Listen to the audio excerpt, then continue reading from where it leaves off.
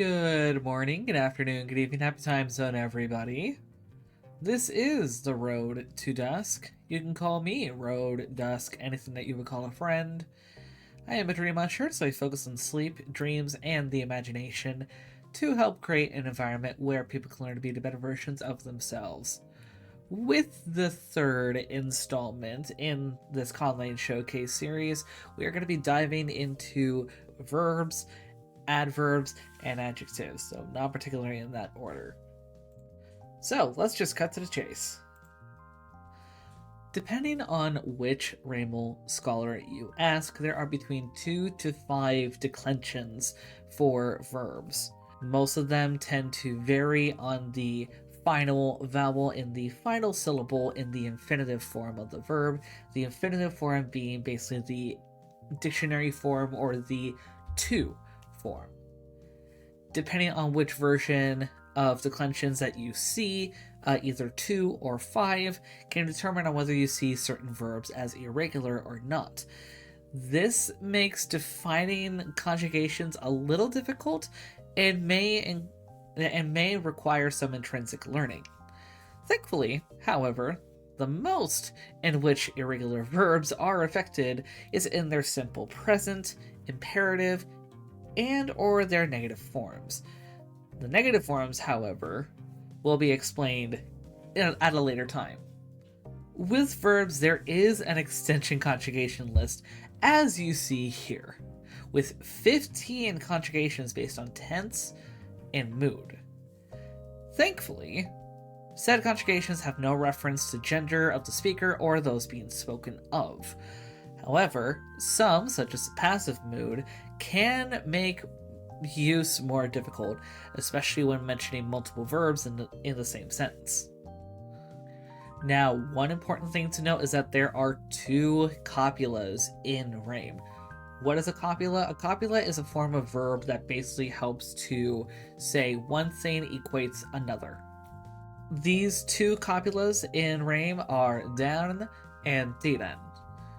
So while down is your standard copula, where you can say I am a dream usher or I am a you would never use tirat in this sort of case when you want to say I am directly a person or I am a certain kind of worker or I am stating my name.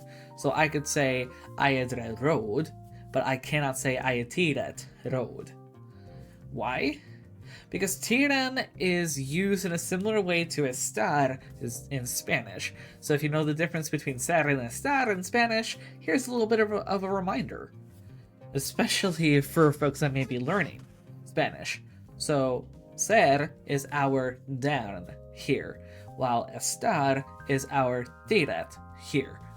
Tirat is used specifically in regards to referencing one's rank, referencing numbers, and also referencing emotion, which often is represented via adjectives. So while we can say "Ayatir duerate" when saying I'm happy, we cannot say "Ayadret duerate." We are not the immediate equivalents of happy. Why? Because tiran also has a feeling of saying that you are akin to something. You are not exactly it, but you are it to some extent.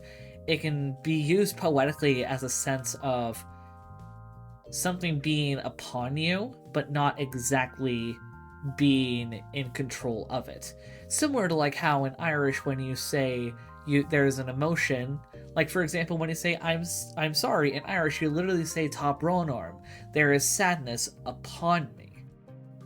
Now, outside of this, verb conjugation is pretty consistent amongst the verbs, just you have to use particular verbs in ways that you may not expect compared to English, such as using tiran, like I mentioned just a bit ago, which specifically we can also use when referencing one's age. So if I wanted to say I am 26 years old, I would not be able to say I am dret sal bachafonit.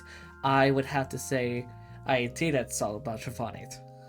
Sadly, the most complicated aspects of verbs do tend to be in their imperative forms, which is the command form.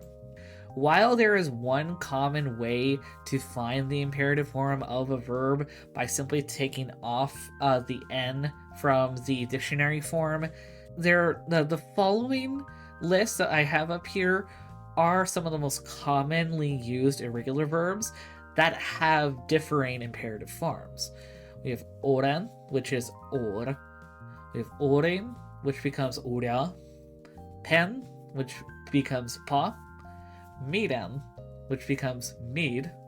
Goken, which means gok. Irin, becoming iria. Darlen, becoming darla. Persen, becoming persa. Dekaen, becoming dekaye. And volon, becoming volio. These come back to earlier declensions of earlier forms of Reim that have been assimilated over time, but obviously they have impacted how these verbs, negative forms, that have become. With their negatives, they have kind of maintained, and it's just something that we have to kind of learn. That said, one fun aspect of Reim is that it is a pro-drop language. If you know Spanish, if you know Japanese, if you know Korean, you know that these languages also drop their pronouns. Now, what do I mean by this? If you go with wanting to say in English, say, I just visited Bob last night. He seems pretty alright to me. In a situation like this, in the first sentence, I just visited Bob last night, because we're already referring to ourself, and the context is already easily understood that I went to see Bob. We don't need to say I or aye. While we could say aye even mycket Bob in Yoriraiga, it's more natural to say even mycket Bob in Yoriraiga. It's more natural to not use that pronoun. Similarly with the second sentence, because we know we've talked about Bob, we don't have to say in Reim, he seemed pretty alright to me, or we can just say, seemed pretty alright to me, or and in some situations in casual English, we actually do drop pronouns kind of often. So for example, when we are asked someone, hey, did you see this person? How were they? You can say, seems pretty alright to me. Or you could say, they seemed pretty alright to me. But because we already know who we're talking about, we don't really need that pronoun now, do we? Now, adjectives are going to be super duper fun. Unlike in English, adjectives come after the noun that they're describing, whereas in English they come before.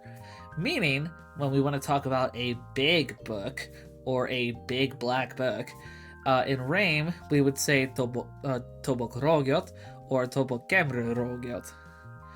Now, the strain of adjectives does change compared to what we know with English. Unlike in English, the list on how we order the adjectives in Reim goes quality, size, age, shape, color, material, nationality, quantity. So, if I wanted to then mention like the single best tall, long, antique, blue, Reimel metal ceremonial staff, in Reim you would say Musibanet Jeleforges, Rauso, Sajoriken, Okit, Eibe, Kinebal Reimel Harriet. Now, if you also wanted to add in possession, the possession, especially if it's related to a pronoun, goes at the very end of all that. So if you want to talk about, like, say, my single best tall, long, antique, blue, Reimel metal ceremonial staff, in Reim, you would talk about Musibanet Jeleforges, Rauso, Sajoriken, Okit, Eibe, Kinebal Reimel Harriet, Mayer. Now, with adjectives, there are also adverbs. While adjectives have around 3 declensions, most of them can be conjugated into adverbs rather easily, as adverbs only have 2 declensions. One of the most common adverb endings is in. When an adjective ends in a T, O, OT, or it, gotta keep eye on vowel harmony, you can take that O, OT, or T off and replace it with in or IN. For example, if you want to talk about something cute in Reim, you would say that it is cute. It is aguat. But if you want to say that someone is doing something cutely, instead of saying aguat, you would say aguain. So replacing that T with the IN. Similar thing, if you want to mention something or someone is sad, you would say it is depe in Reim. But if you want to say that someone or something is sadly doing an action, you would say depe. Now all other adjectives, especially those that are considered irregular, take balin or balin. Again, vowel harmony difference there. And why is this? Because balin is a corruption of pal, a preposition meaning like, and in, that adjective ending that we were talking about earlier. So it's a combination of those which yields some new results when it comes to conjugation and all that jazz. So if we want to say that something is new in Reim, we say it is modek. But if we want to say that there's like a newly approaching thing, newly actually goes through a little more change than just becoming modek balin. Modek becomes shortened to mark. And by proxy, then the new word for newly is markbalin. Similarly with the word emotional, which is kaisali. While kaisali means emotional, we take off that I at the end of kaisali and then add balin at the end to get emotionally. So instead of kaisali balin, we get kaisal balin. Then when we say the last of something, we say saiga. But if we say lastly, we say saiga balin. If we say something is bright, we say ruson. But if something is brightly shining, we say ruso balin. Now, before we end the video, I do want to note something that I forgot to mention in the last video with pronouns. With pronouns, there's also some very important words in any language, and Reim is no exception, what we call interrogative pronouns. How we use them in Reim differs slightly compared to English, as they affect the sentence structure. But we have quite a bit more than what we understand as like the typical understood pronouns in English. Yes, we have who, what, when, where, why, how, which, but we also have just one word to represent how much, one word to represent how many, one word to represent how long. So 10 very important pronouns here. So let's go through a few example sentences that we have here for each one. So when we say, who is that lady? We literally say, lady is who. Harna dret teru. When we want to say, what's the time? Literally in Reim we say, what is the bell? So, shus dret kan, or bell is what? When we say, when are we going? We say, we going when? Fikas impait? When we say, where is she? We say, she is where? Ketretuk? When we say, why are you here? In Reim, we say, why you are here. When we want to say, how's the food? We would say, food is how, or food is like how. Now, when we want to say, which shirt do you prefer? We first have to establish a topic, which we use tone, the preposition. We'll get a little more into why we do this in the next episode when we talk about prepositions, But for now, just remember that ton can be used to bring up a topic. So when we want to say, which shirt do you prefer? We literally say, regarding shirt, you prefer which. So, 토론 속에 dos. When we want to say, how much is this bread? We go back to similar structures earlier, where we go subject, verb, object, and we're counting the pronoun here as the object. So when we want to say, how much is this bread? In Reim, we say, bread, this is what? And similar to how, we have to use diran here when wanting to reference how much something is. So we can say, now, when we want to say how many something is, we can actually use dret here or diran. When we really want to emphasize the question that we are truly asking how many of something there is, we can use diran. But if we want to make it more of a hypothetical question, we can use dan. So if we want to say, how many floating islands have you seen before? We can say, until now, floating islands you have seen is how many? We get a little bit more into, say, other forms of pronouns, as you see nai there. That wasn't quite on the list that we saw a few videos back. We'll get to that soon. Now finally, when we want to say how long you are doing something. So when it comes to using how long in Reim, it gets a little more complicated than in English. Here we have the phrase literally meaning, you all stay during how long.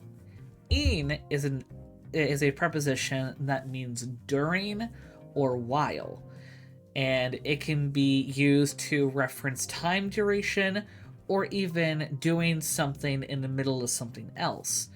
Again, we'll be going over adjectives coming up, but it's good to remember that in is often used when referencing how long something is going to happen. You don't have to use in when answering a question, but it's often common to use in when asking a question about how long. So if we truly want to say in Reim, how long will you be staying? Again, it literally means you stay during how long? And that was the end of part 3. A massive thank you to everyone that has been hopping around and keeping track of the showcase so far. Again, we've been going through this kind of in bits just because workload and everything has been kind of crazy lately. Do not forget that we do have a Memrise course always available in the description if you guys want to learn a little bit more on Reim by yourselves, or even if you ever want to practice with folks in the community, my system and myself included, feel free to become part of the official Discord. It is 18 plus, I will emphasize right now, but we are still very welcoming and accommodating for anyone that is wanting to learn not only Reim, but other languages as well. I, as someone with ESL certification, do understand how difficult it is to learn a language, especially English. So I kind of weave that into how I try and teach Reim however I can, just to try and bridge the gap a little bit more as best I can. That said, don't forget that you have other ways to contact me if you have any questions regarding any info from the showcase episodes so far. If there's something that you want me to explain more that you think I didn't explain enough, feel free to write it in the comments or write it in the official Discord if you're part of it.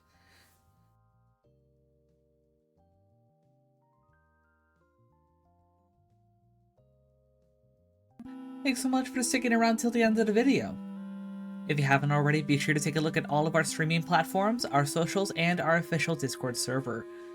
Do know that while this is the end of the video, this is not the end of our time together, as the road to Dusk will always be open for another adventure.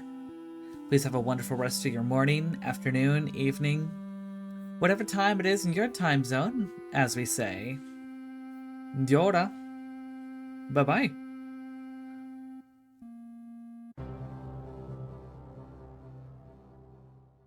Meh.